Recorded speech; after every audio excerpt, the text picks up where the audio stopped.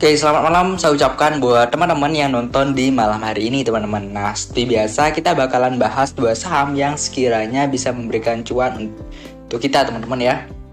Nah, jadi sebelumnya saya ucapkan selamat nih buat teman-teman yang udah dapat cuan di bumi ya, yang sesuai dengan analisis saya.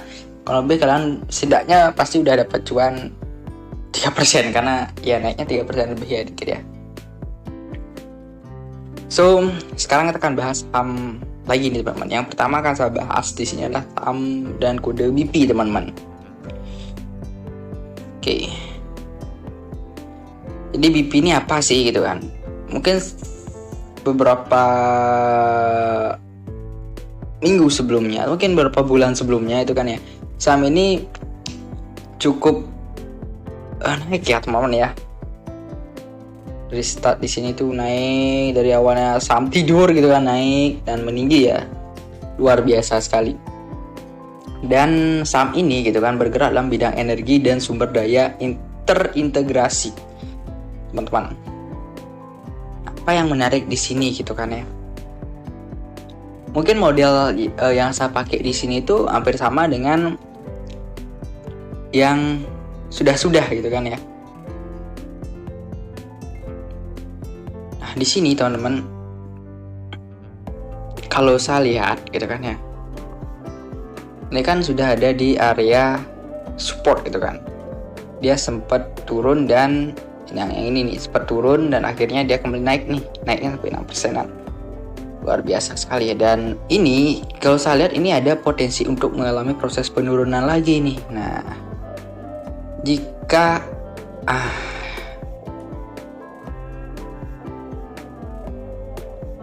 jadi di sekitaran area 123 atau dekat-dekat area 123 teman-teman. Bagus sekali, nomor cantik sekali ya, di area dekat-dekat area 123 gitu kan.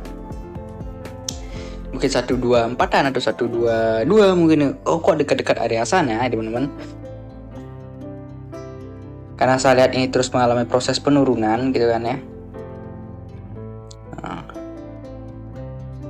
Nah, ini bisa menjadi sebuah sinyal untuk terjadi suatu pemantulan atau pembalikan arah, modelnya seperti ini, yang hijau ini atau yang ini nih.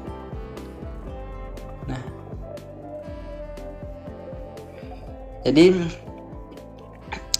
teman-teman bisa ambil tuh saham tersebut gitu kan, karena saham itu nggak mungkin lah terus turun gitu kan, apalagi dengan BP ini volumenya cukup besar itu kan.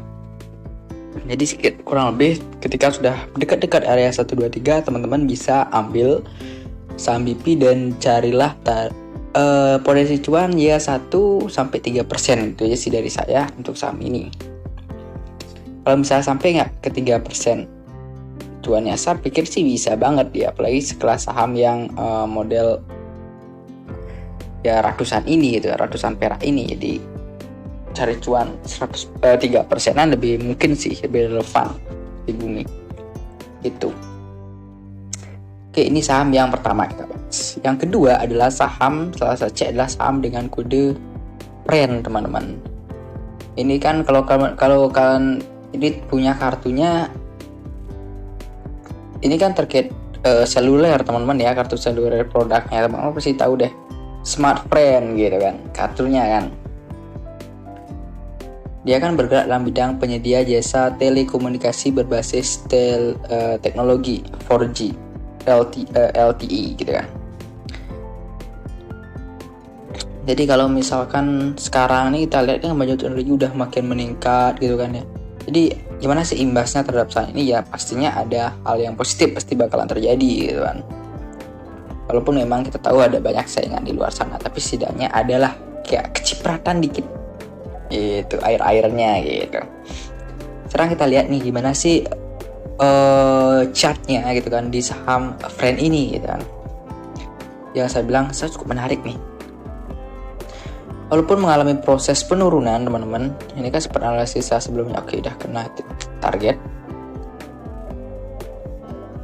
Sekarang kita bakalan bikin garis-garis cantik gitu, garis-garis cantiknya di sini sama di sini. Oke, udah. Ini kan bisa dikatakan benar kan ya? Oke. Di sini teman-teman, sebenarnya ini udah ada di area supportnya. Apakah mungkin bakalan naik? Menurut pendapat saya sebenarnya masih belum ya. Memang sempat ada gejolak untuk naik seperti di sini, tapi dia nggak jadi tertembus. Dan ini bagi saya bakalan ada potensi untuk dia turun lagi gitu kan. Nah, turunnya tersebut kalian bisa manfaatkan untuk ngambil cuan 1 sampai dengan 3% di saham ini. Nah, kalau saham yang model ini dengan model pergerakan yang seperti ini gitu teman-teman, jangan terlalu berharap tinggi. Karena saya lihat pergerakannya juga tidak terlalu mana gitu kan ya. Jadi 1-3% udah worth it lah. Dan paling banter 3% itu udah paling bagus buat untuk saham ini. Memang harganya memang lebih rendah gitu kan. Tapi pergerakannya tidak terlalu gitu kan untuk volatilitas sendiri. Jadi ketika dia udah mendekati area harga 71 teman-teman udah bisa untuk ambil SIM menurut pendapat saya. Dan teman-teman bisa ambil cuan 1 sampai dengan 3% di saham friend ini, karena seperti sebelumnya lagi nggak mungkin saham itu terus turun gitu. Paling turun sampai di area 71-an aja, habis itu dia bakalan naik setidaknya untuk reversal gitu loh. 1-3% betul teman-teman langsung kabur aja. Itu aja sih dari saya.